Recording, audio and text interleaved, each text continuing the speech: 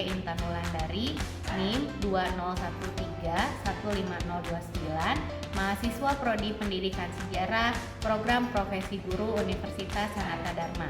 Pada hari ini saya akan melaksanakan pembelajaran dengan materi kehidupan politik dan ekonomi Indonesia pada masa reformasi. Selamat mengikuti pembelajaran. Bismillahirrahmanirrahim. Assalamualaikum warahmatullahi wabarakatuh. Waalaikumsalam warahmatullahi wabarakatuh. Selamat siang anak-anak. Bagaimana kabarnya hari ini? Alhamdulillah sehat Bu. Baik. Sehat semua ya. Meskipun kita ada di situasi pandemi COVID, tetap kalian harus menjaga kesehatan ya. Makan makanan yang bergizi dan jangan lupa mandi ya. Ibu selalu mengingatkan kalian untuk mandi. Jadi salah satu hal untuk menjaga kesehatan kita selain makan makanan bergizi adalah mandi. Oke, selanjutnya Ibu akan mengecek kehadiran kalian. Silakan nanti yang Ibu panggil mengacungkan tangannya atau menyalakan mikrofonnya ya. Yang pertama Adinda. Adinda sudah hadir? Hadir. Mana Adinda? Ya, Adinda hadir. Aditya? Hadir Bu. Baik. Sebelum kita memulai pembelajaran, silakan Adrian dipimpin untuk berdoa ya.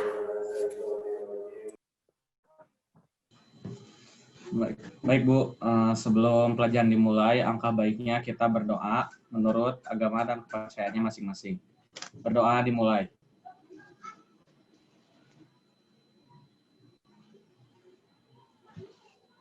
Amin. Selesai. Terima kasih Adrian sudah memimpin untuk berdoa. Minggu lalu kita sudah membahas materi apa? Ada yang masih ingat? Ayo, minggu lalu kita membahas materi apa? Siapa yang mau menyampaikan? Coba Alivia. Alivia, minggu lalu kita membahas apa? Ayo Ilham. Ilhamnya ada 2 Bu. Ada peristiwa apa? Krisis moneter Bu. Krisis moneter, terus? Trisakti Bu. Tragedi Trisakti, kemudian? Iyalah. Tapi dimensi itu Bu. Itu saja. Trisakti Bu. Ada yang mau menambahkan? Lia, silakan Lia. Krisis multidimensi sama demonstrasi mahasiswa tahun 1998. Iya, baik. Oke, beri tepuk tangan untuk Alivia, Ilham, dan Lia. Terima kasih masih ingat pembelajaran tentang minggu lalu. Selain berbicara tentang akhir Orde Baru, kita juga minggu lalu belajar tentang dampak dari kebijakan pemerintah pada masa Orde Baru. Ya, kalian minggu lalu mengklasifikasikan mana yang dampak positif, mana yang dampak negatif, dan juga kalian menghubungkan dampak yang masih dapat dirasakan sampai hari ini. Betul tidak? Ya, dipahami lagi ya pembelajaran minggu lalu. Nah, untuk pertemuan hari ini kita masuk ke materi baru. Ibu akan share screen. Sudah muncul? Sudah ya. Nah, pada hari ini kita masuk ke materi baru, materi terakhir. Nah, Ibu akan tetap memotivasi kalian di pertemuan terakhir ini, meskipun kita pembelajarannya jarak jauh, menggunakan teknologi dan berbasis daring, kalian tetap harus semangat ya untuk belajar hari ini. Untuk mempelajari sejarah. Nah, ini materi terakhir untuk pertemuan kita, yaitu tentang reformasi Indonesia, atau judul besarnya materi pokoknya yaitu kehidupan bangsa Indonesia pada masa reformasi. Di sini ada kurun waktunya ya, yaitu tahun 1998 sampai 2014. Jadi dari presiden siapa nih 98? Nah, tujuan pembelajaran hari ini adalah Tetap ya, melalui diskusi kelompok, menggunakan model discovery learning dengan pendekatan TPEX secara daring melalui video conference dengan aplikasi Zoom, kalian mampu menganalisis perkembangan kehidupan politik dan ekonomi bangsa Indonesia pada masa awal reformasi dengan melakukan penelitian, yaitu membuat infografis timeline tentang perkembangan politik dan ekonomi pada masa pemerintahan 1. B.J. Habibie, kemudian Abdurrahman Wahid, Megawati Soekarno Putri, dan Susilo Bambang Yudhoyono, dan mempresentasikannya dengan menerapkan sikap disiplin, tanggung jawab, dan kerja keras. Ya, seperti itu tujuan pembelajaran hari ini. Nah, silakan saksikan video berikut. Kalian simak videonya, kemudian nanti kalian jelaskan atau berikan tanggapan mengenai video tersebut.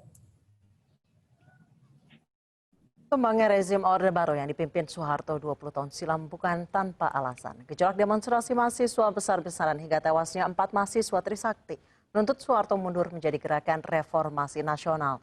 Dan berikut adalah peristiwa yang terjadi sebelum Soeharto resmi mengundurkan diri 20 tahun silam.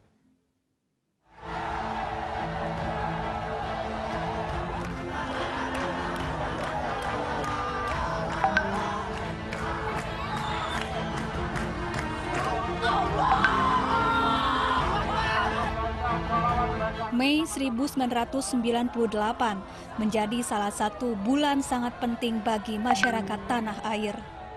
Runtuhnya rezim Orde Baru terjadi pada Kamis 21 Mei 1998 saat Presiden Soeharto resmi mengumumkan pengunduran dirinya sebagai Presiden Republik Indonesia di Istana Negara Jakarta.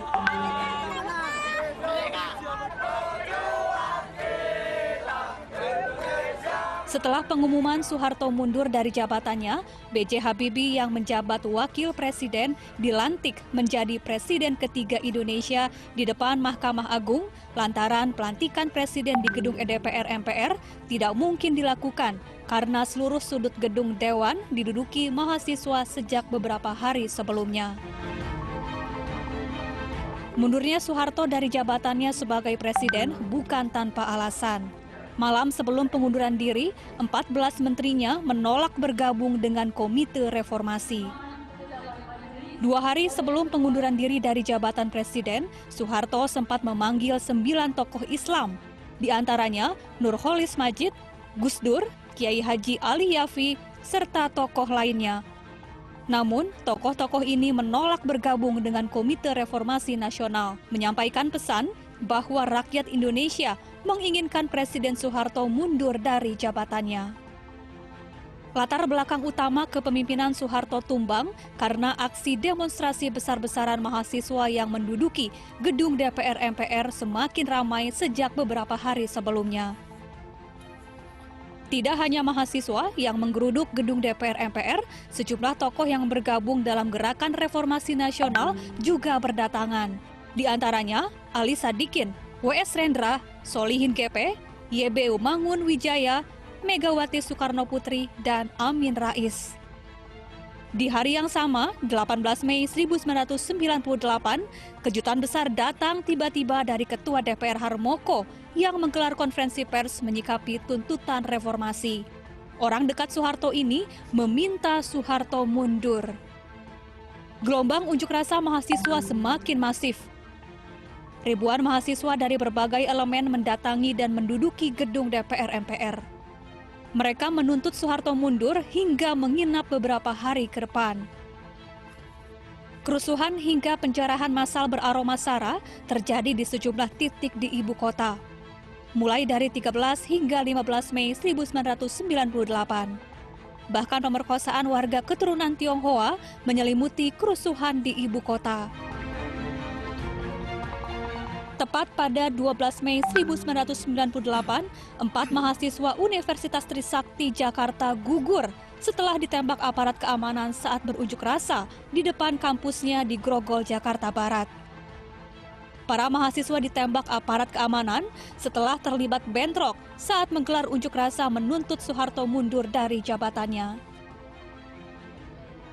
Gerakan mahasiswa menuntut adanya reformasi hingga membuat rezim Soeharto tumbang menjadi tonggak sejarah Indonesia. Era reformasi telah berjalan 20 tahun. Presiden Indonesia di zaman reformasi juga sudah silih berganti. Semoga perjuangan reformasi tetap diingat pemerintah saat ini. Tim iNews melaporkan. Oke, siapa yang mau memberikan tanggapan mengenai video yang kalian saksikan barusan? Yang aku itu mah jadi kayak kan mengingat 20 tahun reformasi gitu kan. Terus waktu Mei 1998 itu bulan penting bagi masyarakat Indonesia karena pas Kamis 21 Mei 1998 itu Soeharto mundur jadi presiden gitu.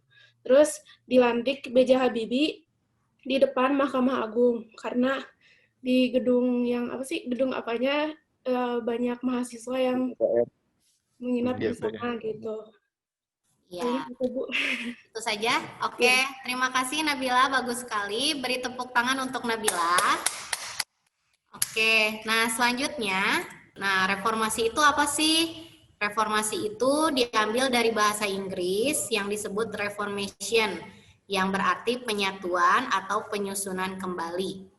Nah, menurut KBBI, reformasi itu artinya perubahan secara drastis untuk perbaikan, baik di bidang sosial, politik, atau agama dalam suatu masyarakat atau negara, atau juga ekonomi, perubahan secara drastis untuk perbaikan ekonomi dalam suatu masyarakat atau negara.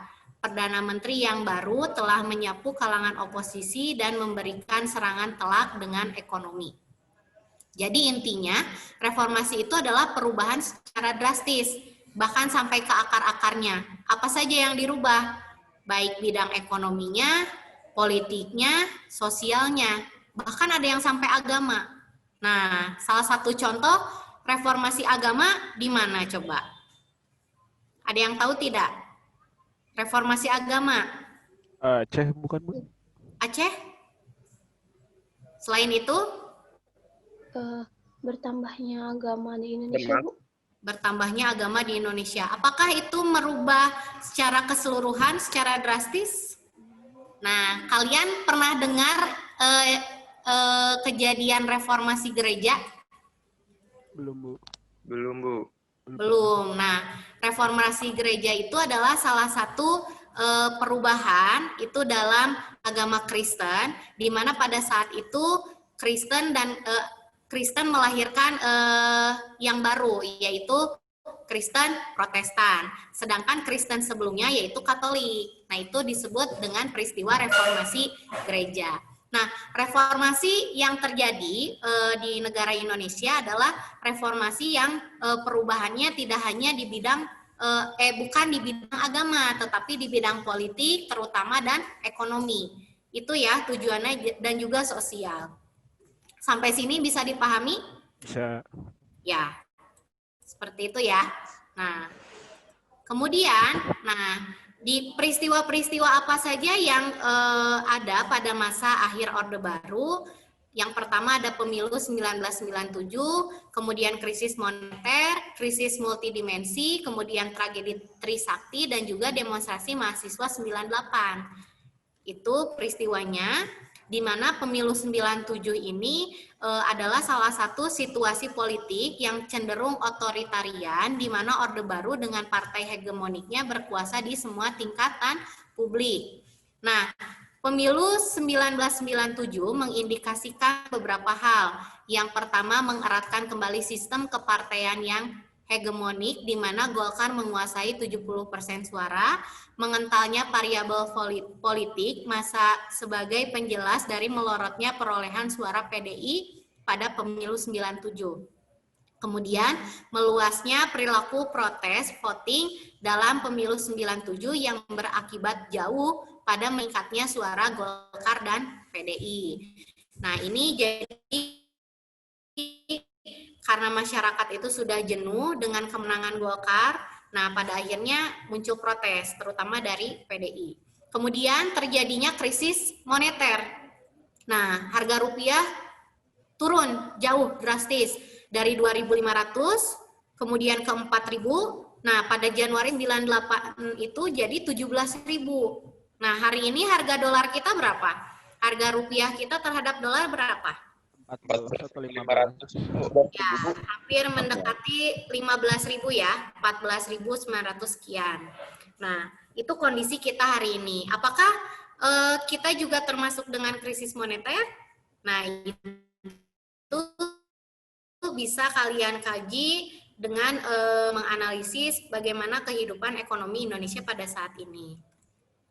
Nah, kemudian bagaimana upaya pemerintah? Nah, Soeharto itu tidak diam ya, dia itu kemudian berupaya untuk meminjam atau meminta bantuan kepada IMF.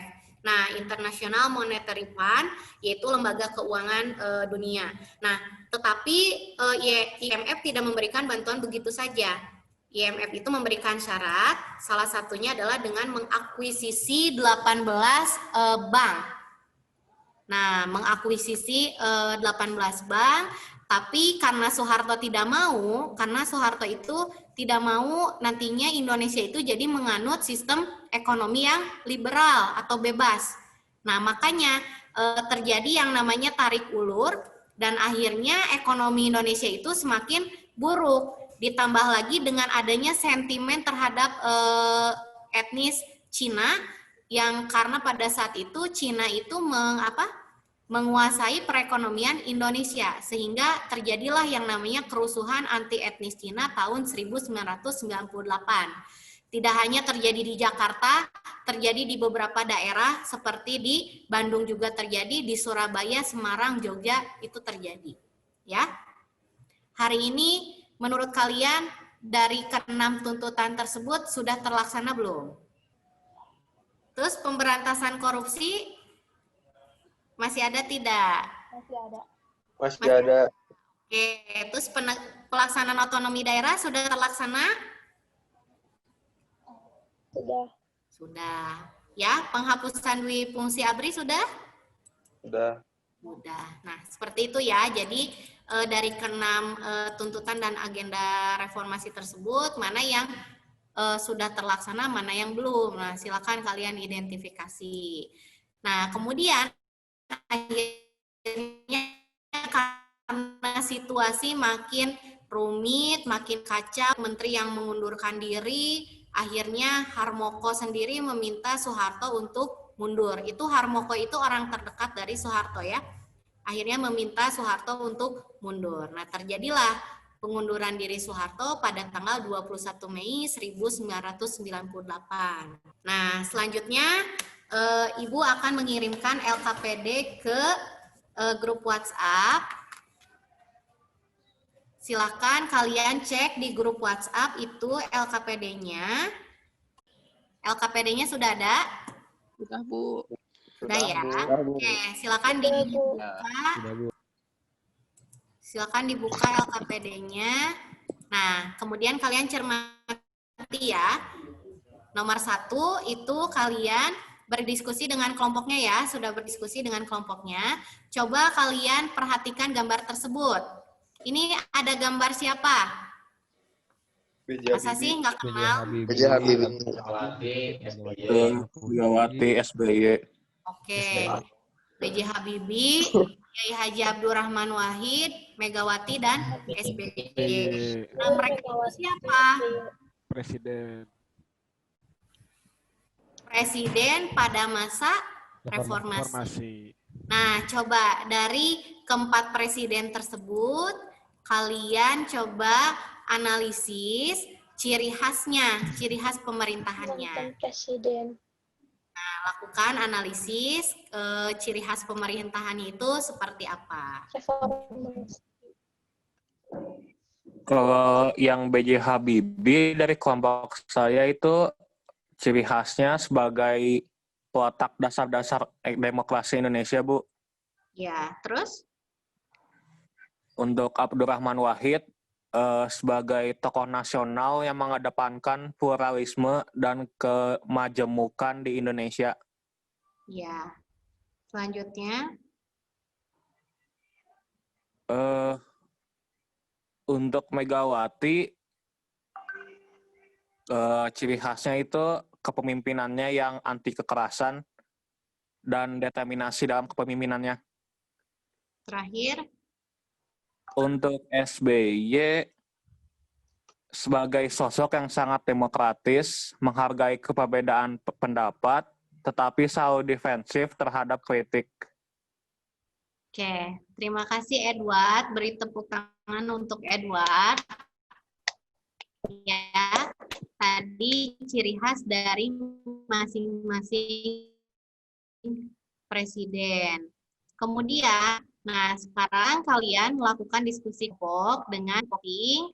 Silakan kalian buat minimal 5 pertanyaan mengenai masa pemerintahan presiden sesuai dengan temanya masing-masing. Setelah kalian membuat 5 pertanyaan tentang pemerintahan presiden masing-masing, kalian kemudian jawab pertanyaan-pertanyaan kalian tersebut dengan mengumpulkan informasi atau data referensi jawaban melalui berbagai sumber buku.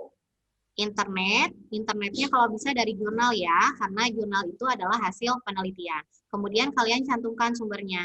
Nah, setelah kalian berdiskusi, menjawab 5 pertanyaan tersebut, kemudian kalian buat infografis timeline-nya di aplikasi Canva, kemudian kalian urutkan dari peristiwa pada masa pemerintahan presiden tersebut, mana yang kebijakan politik, mana yang kebijakan ekonominya. Diurutkan ya, sesuai urutan waktunya. Baik, supaya lebih cepat, kalian langsung saja diskusi di grup WhatsApp ya. Setelah itu, kita langsung mempresentasikan. Untuk diskusinya 30 menit cukup?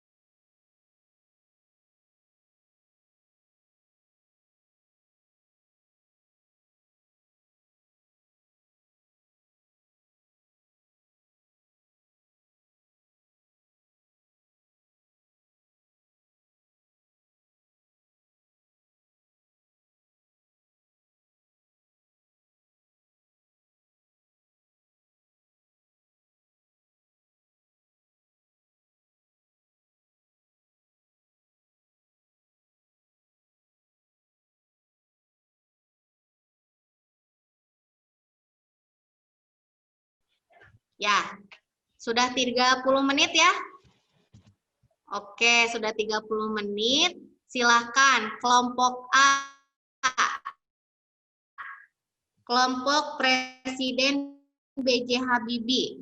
Ditayangkan infografisnya. Ayo kelompok A, Adinda, Dara, Levina, Najwa, Siti, Ilham.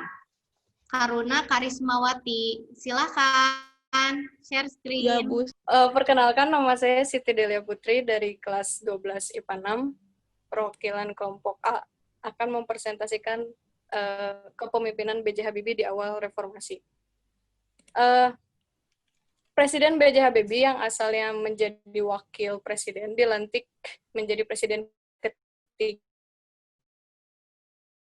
Republik Indonesia menggunakan dasar hukum TAP MPR nomor 7 MPR/1973. Jika presiden berhalangan, maka wakil presiden ditetapkan menjadi presiden. Jadi di sini akan ada awal pemerintahannya, pembentukan kabinet, sidang istimewa MPR pada tahun 1998, terus pelaksanaan pemilu tahun 99, ada referendum Timor Timur juga, lalu akhir pemerintahan B.J. Habibie. Masa pemerintahan Abdurrahman Wahid. Gus Dur terpilih setelah mengalahkan Megawati lewat pemungutan suara oleh 691 anggota MPR dalam pemilihan presiden. Tepatnya pada tanggal 20 Oktober 1999. Dari segi ekonomi, beberapa kebijakan yang dikeluarkan pada masa pemerintahan Abdurrahman Wahid adalah sebagai berikut. Yang pertama, kebijakan desentralisasi, fiskal, dan otonomi daerah. Artinya, pemerintah membagi dana secara berimbang antara pusat dan daerah. Terima kasih. Selanjutnya kelompok C. Adrian, Fahmi, Meilin, Putri, Fikri, Salma, dan teman-temannya yang lain silakan. Siapa yang mau share screen? Ya. Saya Sarah Safa, perwakilan dari kelompok C akan menjelaskan tentang masa pemerintahan Megawati Soekarno Putri yang dimulai dari 23 Juli 2001 sampai 24 Oktober 2004. Jadi pada tanggal 23 Juli 2001, Megawati Soekarno Putri resmi diumumkan menjadi presiden. 23 sampai 29 Juli, Indonesia Terbuka 2001 digelar di Gelora Bung Karno. 20 Desember, kedua pihak dalam konflik Poso menandatangani keputusan Malino. Pertumbuhan ekonomi Indonesia mencapai 3,64%. Tingkat kemiskinan turun menjadi 18,4%. Lalu pada tahun 2002, saat Mei, Timor Timur, bekas provinsi termuda Indonesia, resmi merdeka dengan nama Timor Leste. Pertumbuhan ekonomi Indonesia mencapai 4,5% dari 3,64% pada tahun sebelumnya. Tingkat kemiskinan turun menjadi 18,2% dari 18,4% tahun sebelumnya. Tanggal 26 Agustus sampai 1 September, Indonesia Terbuka 2002 diselenggarakan di Surabaya. 20 November, KMP Adidas bertabrakan dengan KMP Sinar Akaba di sekitar perairan Pulau Hari, Kabupaten Kendari, Sulawesi Tenggara. Tahun 2003, pada 19 Mei, pembicaraan damai antara pemerintah Indonesia dan GAM gagal. 26 sampai 31 Agustus, Indonesia Terbuka 2003 diselenggarakan di Batam. Pertumbuhan ekonomi Indonesia mencapai 4,78% dari 4,5% pada tahun sebelumnya. Tingkat kemiskinan turun menjadi 17,4% dari 18,2% tahun sebelumnya. Terakhir tahun 2004, April, pemilihan umum anggota DPR, DPD, dan DPRD. Pertumbuhan ekonomi Indonesia mencapai 5,03% dari 4,78% pada tahun sebelumnya. Tingkat kemiskinan turun menjadi 16,7% dari 17,4% tahun sebelumnya. Pada saat Juli, pemilihan umum presiden dan wakil presiden, 24 Oktober, akhir dari pemerintahan Megawati Soekarno Putri. Baik, silakan kelompok A untuk bertanya. Ya, silakan Siti. Ya, di masa pemerintahan Megawati itu kan ada masalah KKN dan pastinya berimbas ke politik dan ekonomi Indonesia. Nah, untuk menyelesaikan masalah itu, apa yang dilakukan oleh Ibu Megawati? Oke, untuk menyelesaikan masalah KKN pada masa pemerintahan Megawati itu seperti apa? Saya Bu mencoba Ya, silakan Fahmi. buat ngatasin masalah KKN yang ada di Indonesia pada saat itu. Bu Mega tuh membuat itu KPK, Komisi Pemberantasan Korupsi, yang pokoknya diri sendiri dan tidak tergantung dengan kekuasaan lainnya gitu Bu. Berdiri sendiri, independen. Iya, baik. Itu jawabannya ya, sudah tepat sekali. Tadi salah satu upaya yang dilakukan oleh Presiden Megawati untuk memberantas korupsi adalah dengan mendirikan lembaga independen, yaitu Komisi Pemberantasan Korupsi, yang sampai hari ini masih ada ya lembaganya. Seperti itu, Siti, bagaimana? Ya, sudah cukup. Ya, baik. Selanjutnya yang terakhir, kelompok D. Assalamualaikum warahmatullahi wabarakatuh. Waalaikumsalam warahmatullahi wabarakatuh. Waalaikumsalam warahmatullahi wabarakatuh.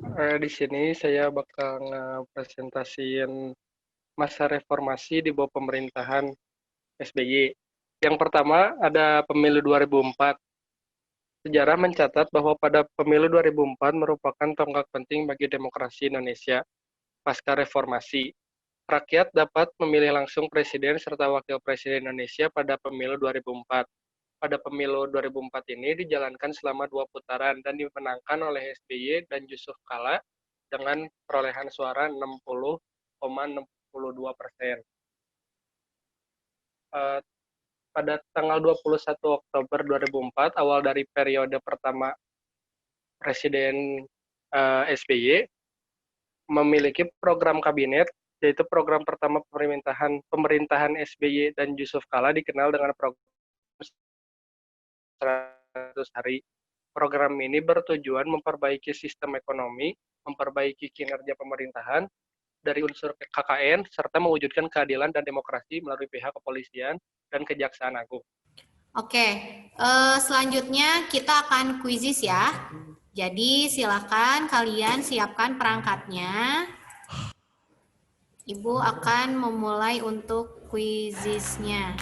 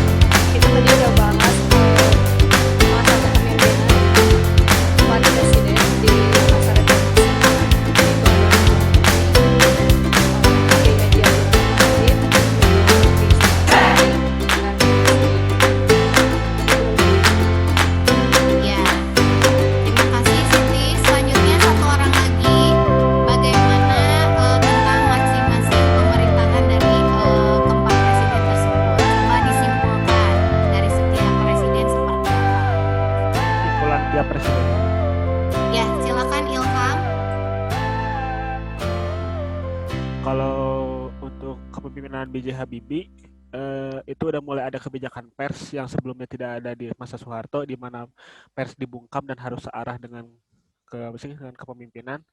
Di eranya Abdurrahman Wahid, pola dari gaya kepemimpinan itu cenderung lebih informal, kayak apa ya pokoknya lebih formal lagi gitu Bu. Untuk Megawati itu udah mulai cukup demokratis, terus udah anti kekerasan sama komunikasi dinominasi sama unek-unek yang tidak menyentuh visi misi pemerintahannya. Tapi untuk Susilo Bambang Yudhoyono apa ya pokoknya udah berhasil kembaliin kondisi perekonomian Indonesia jauh lebih baik, meningkatkan mata uang, tapi gagal dalam visi misinya untuk memberantas korupsi sesuai dengan janji-janji politiknya. Itu aja sih Bu. Ya, baik, bagus sekali. Beri tepuk tangan untuk Ilham dan Siti ya. Mantap.